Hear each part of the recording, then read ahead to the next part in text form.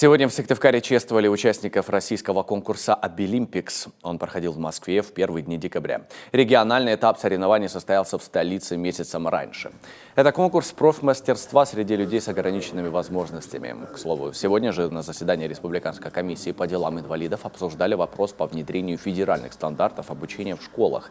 Если в прошлом году в учебные заведения наравне с обычными детьми пошли 116 инвалидов, в этом году их количество увеличилось втрое. Дети все разные, стандарты под особые образовательные потребности разных детей применять унифицированно не представляется возможным.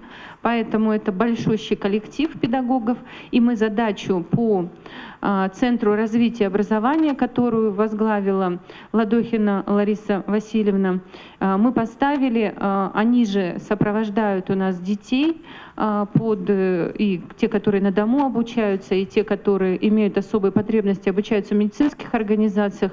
Мы как раз ставим собрать все лучшие практики, действительно адаптируя под особые потребности все, что сегодня должна выполнять социальная система образования.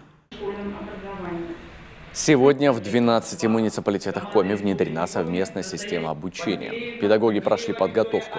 Однако главное, с чем сталкиваются на местах, это отсутствие материально-технической базы. Кроме того, отсутствует в регионе пока реестр детей с ограниченными возможностями, которые не посещают детские сады.